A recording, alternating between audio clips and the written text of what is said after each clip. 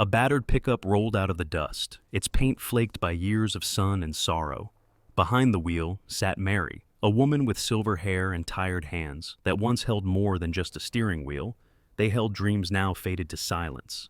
Beside her, an old golden dog named Buddy lifted his head to the wind, ears twitching towards something only Faith could hear. They had nothing left but each other, and a promise once whispered to the ocean they'd never seen. When the truck finally broke down on the edge of forever, and the tide called her name for the first time, what happened next would remind the world that God still hides miracles in the simplest hearts. Sometimes, they even wag their tails. It's a story about a woman who lost everything, a dog who refused to leave her behind, and the grace that waited at the end of the road. Before we begin, tell me, where are you watching from? Chapter 1. The rusted morning. The morning came with the dull hum of cicadas and the thin light of a Texas dawn pressing through the blinds like tired fingers. The air was heavy with the scent of detergent and asphalt after a night's brief drizzle. Mary Evans stood by the cracked kitchen sink of her trailer, her hands resting on the edge as if the rusted metal might somehow hold her upright. She was 58, small-framed but strong in the way that life forces strength upon those who have no one else to depend on. Her hair, once the color of chestnuts, was now streaked with silver and tied loosely at the nape of her neck. Her face carried the quiet endurance of someone who had learned to cry without making a sound. Her trailer sat at the edge of a dying town called Larkfield, a place that used to hum with oil rigs and now mostly whispered. The walls inside were thin enough that she could hear the whine of wind scraping the metal roof and the faint snoring of her dog, Buddy. He was an old Labrador mix, golden fur faded into cream, a scar across his nose from a fight long ago when he'd defended a smaller dog in the neighborhood. His eyes, clouded with age, still held that unshakable warmth only dogs seem to have, the kind that forgives every silence. Mary bent down and scratched behind his ears. "Time to walk, old man," she murmured. Buddy stretched, his joints clicking softly, and followed her to the door, tail wagging slow and deliberate, the way old souls greet the day. They walked the same path they always did, across the cracked parking lot, past the faded diner sign that read, "Marty's, home of the best pancakes in Texas," and onto the narrow wooden bridge that led toward Main Street. The boards creaked under their weight, sounding like the weary sigh of the town itself.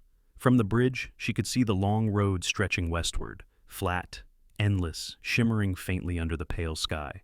Trucks roared by occasionally, kicking up dust and the faint echo of freedom. Mary always paused here, resting her elbows on the railing. She would watch the trucks and imagine where they were going. California, maybe, where the ocean glittered blue and merciless. Her husband, Tom, used to talk about that ocean. "One day, Mare," he'd say, "we'll drive till the road ends and we'll stand where the land gives up." But that day never came. Tom had died 10 years ago, crushed under the frame of a pickup he'd been fixing for a friend.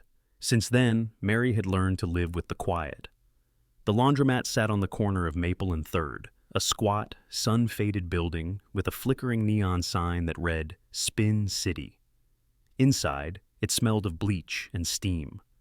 The hum of dryers filled the silence, steady and predictable. Mary liked it that way. It was the kind of noise that left no room for thinking too much. She had worked here for almost 15 years, folding other people's clothes, ironing out wrinkles in lives richer or sadder than her own. The owner, Sarah Jenkins, was a woman in her early 40s with a sharp face softened only by her auburn curls. She had inherited the place from her father, a man everyone said was kind until the bank took his farm. Sarah was quick-tempered, but not unkind. She spoke fast, smoked faster, and always wore lipstick that looked too bright for Larkfield. Mary respected her, mostly because Sarah didn't pity her. That morning, when Mary arrived, the door was locked, and a white paper fluttered on the glass. She frowned, shielding her eyes from the glare. The sign read, "Closed until further notice. Sorry for the inconvenience." Her heart gave a strange, hollow thump. Through the glass, she could see the empty rows of machines, the detergent bottles lined like forgotten soldiers. No Sarah, no hum of dryers, just stillness. She stood there for a long moment, unsure whether to laugh or cry. Buddy sat beside her, panting softly, his head tilted, as if trying to understand what had changed. When Sarah finally appeared from around the corner, her eyes were red-rimmed, and she clutched a stack of papers. "Mary, I tried to call you," she said, voice breaking. "I couldn't keep the place open. Rent's gone up again. The machines need replacing. I'm sorry. Mary nodded slowly, words catching somewhere between her chest and her throat. Don't you worry, Sarah. You did what you could. She smiled, but it was the kind that costs a piece of the soul. By noon, Mary was back at her trailer, sitting on the tailgate of her '96 Ford Ranger, the paint peeling like old sunburn. She opened the glove compartment, looking for an old receipt to jot down expenses, but instead her fingers brushed something soft, a photograph folded in half. She unfolded it carefully. It was a picture of her and Tom at Lake Travis, taken decades ago. He had his arm around her shoulders, his eyes squinting from the sun, his smile boyish and certain. Behind them, the lake shimmered like glass. She stared at the photo until the edges trembled in her hands. The wind picked up, tugging at her hair, and Buddy barked suddenly, once, sharp and insistent. She looked down at him. He was staring west, toward the road that disappeared into the horizon, the same road she had watched every morning from the bridge. Mary followed his gaze, her chest tightening with something between fear and longing. "Don't look at me like that," she whispered. "You think we could really go?" Buddy barked again, tail thumping against the dirt. The sound felt like an answer. She looked back at the photograph. Tom's smile, the light, the water, and something in her chest shifted, the kind of shift that precedes every great mistake or every great miracle. She took a deep breath, folded the photo, and slid it into her coat pocket. The sun was lowering, turning the road to gold. Somewhere far off, a truck's horn echoed, long and lonely. Mary stood, brushed the dust from her jeans, and looked at the Ford. It hadn't run properly in years, but she knew every bolt, every temperamental sound it made. Maybe it would hold one last journey in it. Buddy wagged his tail, watching her. Mary smiled faintly, almost to herself. "All right, old man," she said. "Maybe it's time." The wind stilled for a heartbeat, as if the world were waiting to see if she meant it. Then, from somewhere deep in the truck's belly, a sound, faint, metallic, like something stirring after a long sleep, echoed through the air. Mary froze.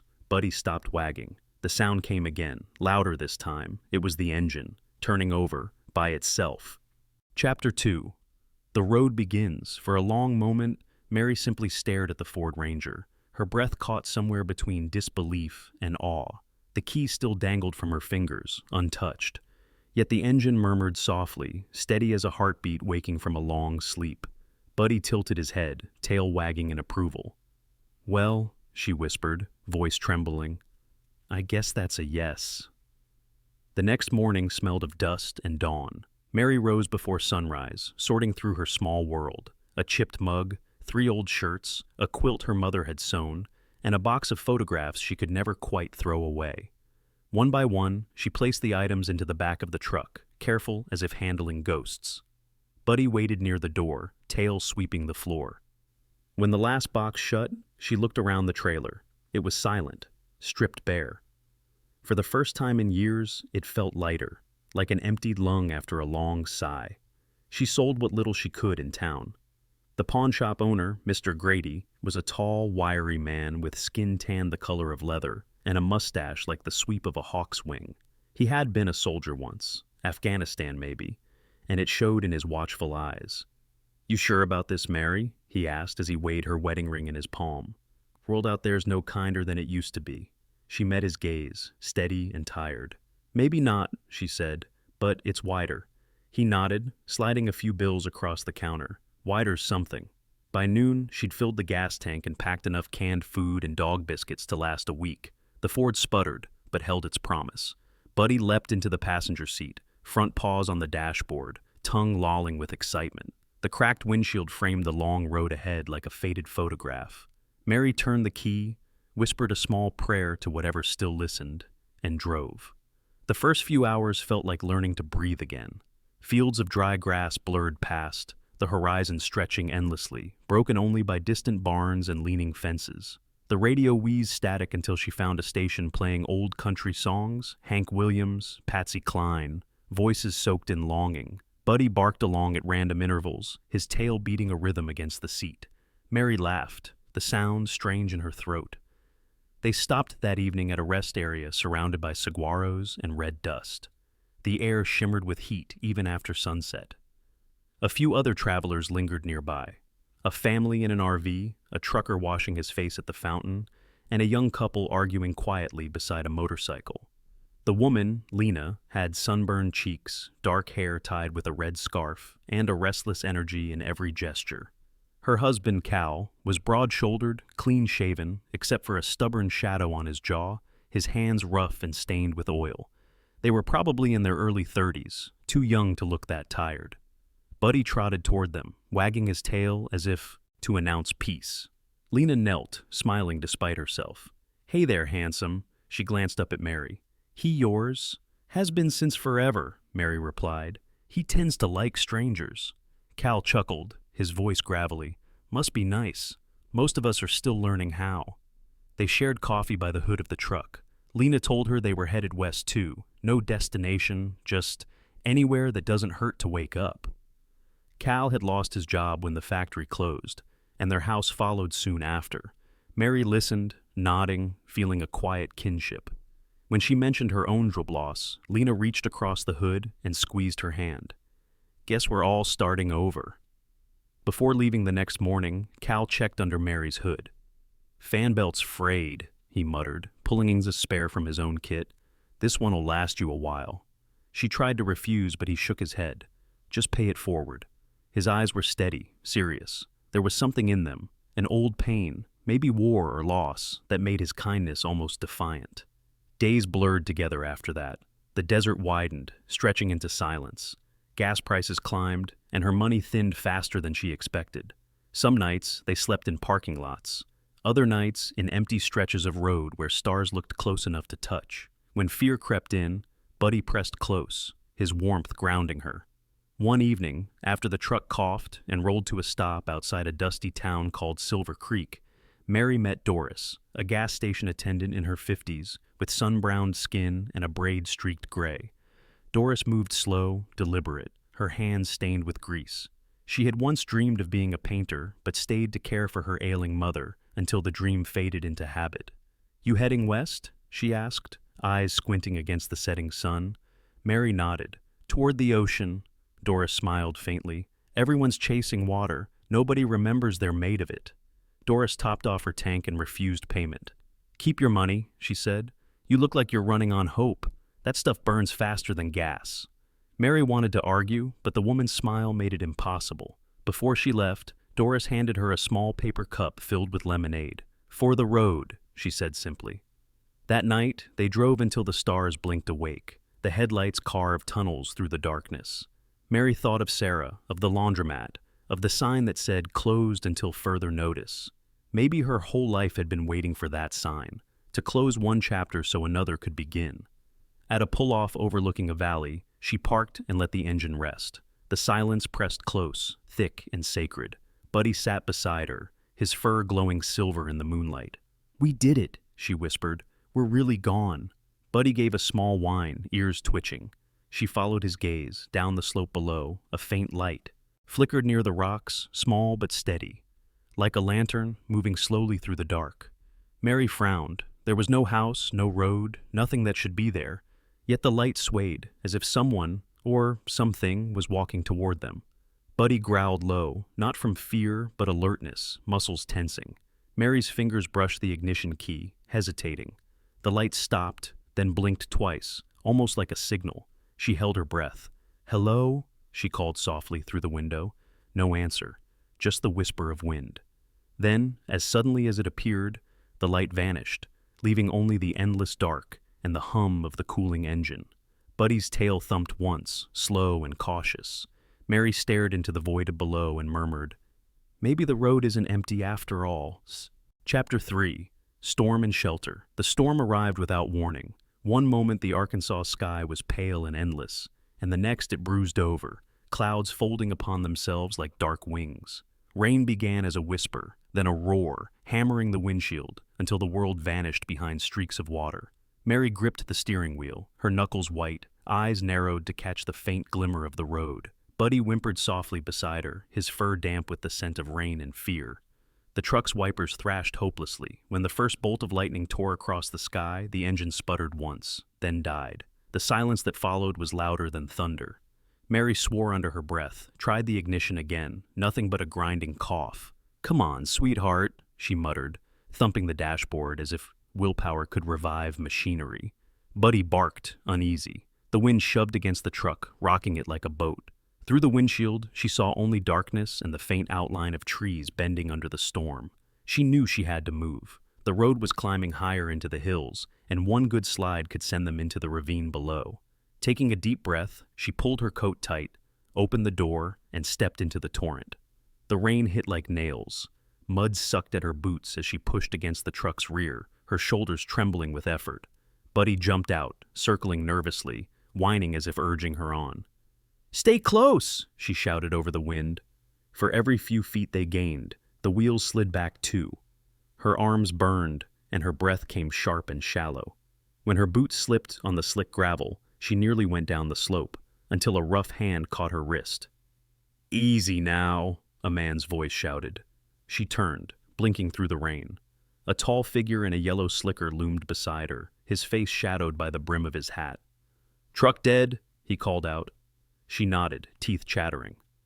"Come on then, get it off the road. I'll help."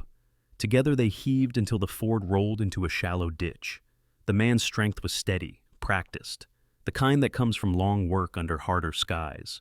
When they finally stopped, he tipped back his hat, revealing a weathered face, tanned and lined deeply at the corners of his eyes. A gray beard framed his mouth, and his expression held the calm certainty of someone who had met worse storms before. "Name's Harlan Brooks," he said. "Farm's down the road. You and the dog best come out of this mess before it gets worse." Mary hesitated only a second before nodding. Buddy barked once, shaking the rain from his fur. They trudged through the mud until a dim light appeared ahead, a farmhouse standing against the wind like a weary sentinel. Its roof sagged slightly on one side, and the porch creaked under their steps, but the glow through the windows was warm. Inside, the air smelled of soup and wood smoke. A woman hurried from the kitchen, wiping her hands on her apron. She was short, solid, with copper hair escaping its braid, and freckles scattered across her pale cheeks. "Good Lord, Harlan, you can't just drag strangers in without warning," she scolded, though her eyes were kind. "This here's Clara Brooks," Harlan said with a wry smile. "My wife. She'll fuss, but she'll feed you." Clara gave Mary a quick once-over, taking in the mud, the soaked coat, and Buddy's dripping fur. "Get that poor creature by the fire," she said briskly. "And you, sit down before you fall down." Her tone was firm but not unkind, the way mothers speak when they've spent a lifetime caring for more than they should. Mary obeyed, sinking into a chair near the hearth. Buddy curled beside her, eyes half closed as warmth crept back into his bones. From the hallway came a small giggle, and a girl of about 8 peeked around the corner. She had tangled brown hair, a missing front tooth, and a face that glowed with curiosity. "That your dog?" she asked shyly. Mary smiled. "He thinks so." The girl stepped closer, her bare feet patting softly on the wood. "I'm Emma," she said. "Mama says dogs bring luck." She knelt and stroked Buddy's head. He thumped his tail in approval. Dinner was simple: vegetable soup, cornbread, and strong coffee, but to Mary it tasted like grace itself. The thunder softened outside, and for a moment the world seemed small and safe. Clara asked where she was headed, and Mary told her about the ocean, about Tom's dream, about the road that had carried her this far. Harlan listened quietly, his blue-gray eyes thoughtful. "Ain't many folks still chasing dreams at your age," he said finally. Mary smiled faintly. "That's exactly why I have to." Later, when the dishes were cleared and the house had settled into the gentle rhythm of night, Clara handed Mary a folded towel. "Sleep by the fire," she said. "It's warmest here. Don't argue." Emma had already fallen asleep on the rug beside Buddy, her small hand resting on his back. The sight made Mary's chest ache with something soft and wordless. In the morning, the world gleamed clean. The storm had passed, leaving behind a washed sky and air that smelled of soil and sunlight. Harlan was already outside, hammering a loose shutter back into place. Clara handed Mary a cup of coffee and a small paper folded in half. "He drew you a map," she said. "The long way to the coast. Not the fast one, the kind that lets you see things you'd miss otherwise." Mary unfolded it. The lines were careful, annotated in pencil. "Turn east at the old mill, stop in Cedar Hollow, good pie, then follow the river until the sea smells close." Tears pricked at her eyes. "I can't thank you enough." Clara smiled. "You already did. You stayed." When Mary climbed back into the truck, Buddy jumped in beside her, tail wagging. Emma ran out to the porch, waving a crayon drawing of a yellow sun over a blue sea. "It's for you!" she shouted, "so you don't forget where you're going." Mary took it, heart swelling. "I won't," she said. As she started the engine, the truck roared back to life easily this time. Harlan raised a hand in farewell, his face framed by morning light. Mary waved back, then turned onto the winding road. The sky was still streaked with clouds, pale and uncertain, but ahead, just ahead, the horizon looked open. And yet, as the farmhouse vanished in the rearview mirror, Mary caught a glimpse of something strange, a second set of tire tracks beside her own, fresh in the wet dirt. Long, parallel, as if another truck had left before dawn, headed in the same direction. She frowned, her hand pausing on the wheel. "We're not alone, Buddy," she murmured. He gave a low whine, eyes fixed on the road ahead. The wind rose again, whispering through the trees. Chapter 4. The ocean's edge. The road began to change long before the sea appeared. The air grew thicker, softer, laced with salt, and the faint cry of gulls that Mary first mistook for wind. The trees leaned differently here, stunted by coastal weather, and the horizon no longer felt far. It pressed close, glowing faintly blue even through the mist. The map Harlan had drawn guided her through narrow lanes lined with cedar and weather-worn fences. Each turn felt deliberate, as though the road itself wanted her to take her time. Buddy rested his chin on the window ledge, his eyes half-lidded but alert. His fur fluttered with the sea breeze that reached them long before the waves did. "You smell it too, don't you?" Mary whispered. Buddy wagged his tail once, as if to say yes. When the first glimpse of the ocean came, it wasn't grand or cinematic. It was quiet, a silver line in the distance, trembling with light. The town appeared soon after, nestled along the shore like it had been forgotten by progress. A faded sign read, "Port Haven, population 1,203. The streets were narrow, the houses low, and painted in sun-bleached blues and whites. Fishermen's nets hung on fences like ghosts of old days. Mary parked near the docks, her truck rumbling to a stop as if exhaling its final breath after a long confession. The scent of salt hit her first, then the sound, the low hum of waves folding onto sand. Buddy jumped out, paws sinking into the wet earth, and barked once, sharp and joyous. Mary followed slowly, her boots crunching on gravel until the road gave way to dunes. And then she saw it. The vast expanse of water stretching endlessly, the surface rippling under a pale sky. She stood still, her chest rising and falling in disbelief. Tears stung her eyes, sudden and uninvited. It wasn't sorrow this time, it was something purer, like recognition. After all the miles, all the silence, the world had finally opened. A voice broke her reverie. "First time seeing the Atlantic?" It came from an older man leaning against a wooden post nearby. He was in his 70s, tall but slightly stooped, with skin like tanned leather and a beard streaked with white. His name, as she soon learned, was Franklin Hayes, a retired fisherman who still came to the docks every morning just to listen to the sea breathe. His left leg bore a limp, a relic of an accident at sea years ago when a storm had taken both his boat and his best friend. "Lost my ship, but the sea didn't take me," he said with a crooked grin. "Guess that makes us old acquaintances." Mary smiled faintly. "Then you know how to live with her moods." Franklin chuckled. "You don't live with the sea, miss. You learn to surrender to it." He pointed to a stretch of empty sand beside the pier. "Folks around here set up stalls in summer. Tourists come for coffee and clam chowder. You could try that." That night, Mary slept in the truck parked near the dunes. The sound of waves lulled her into the deepest sleep she'd had in years. Buddy curled at her feet, his body warm against the chill seeping through the windows. When she woke before dawn, the sky was a watercolor of gray and rose. The world smelled of promise. Over the next few days, she cleaned out the back of the truck, polished the old thermos, and gathered driftwood and scrap tin from the beach. Franklin helped her build a small counter under a weathered tarp. He moved slow, his joints stiff, but his hands were sure. "Call it what you like," he said, hammering the last nail, "but around here, a little kindness and a hot cup go a long way." Mary thought of the words for a while, then smiled. Maybe kindness is enough of a name. She scribbled Mary's brew, "Coffee by the Sea," on a cardboard sign and hung it above the counter. It wasn't much, but when the first fisherman stopped by, a broad man with sea-stained gloves named Ricky Moore, who spoke little and laughed loud, it felt real. Buddy barked a greeting, and Ricky tossed him half a biscuit.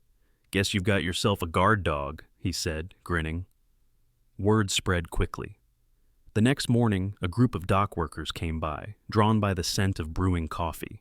One of them, Nora Bell, a stout woman with short silver hair and a booming laugh, insisted on teaching Mary how to make proper coastal chowder in exchange for coffee refills. Nora had worked the docks since she was 16, raising 3 sons on her own after her husband's boat went down in a storm. She had a face both fierce and kind, the sort of person whose laughter could quiet a room. "People forget," she told Mary one afternoon, "that kindness is a tide. It always finds its way back." Buddy became a fixture by the counter, lying near the steps and wagging at every new visitor. Children would pat his head, tourists would take photos, and locals would leave scraps of fish wrapped in napkins just for him. His eyes, once clouded by age, seemed brighter here, lit by reflection from the waves. Days turned into weeks. The ocean's rhythm shaped her life. The ebb and flow of customers, the hum of boats returning at dusk, the gulls' cries fading into the horizon. Mary learned to recognize the faces of those who came regularly. The fisherman who told tall tales, the couple who painted seashells, the young boy who saved coins for a hot chocolate each Saturday. Every cup she poured felt like a piece of her finding its way back into the world. One evening, as the sun dipped low, painting the sea in amber light, Franklin joined her for coffee. "You've made yourself part of this place," he said. "The sea doesn't let go once it chooses you." Mary smiled, her gaze on the horizon. "Maybe it's not the sea that chose me. Maybe I just stopped running." Buddy barked softly, his head lifting toward the road. Mary turned. In the distance, at the edge of town, 2 faint headlights glowed. Slow, deliberate, moving closer. She felt a shiver trace her spine, not of fear, but of something unknown. Franklin followed her gaze. "Expecting company?" he asked.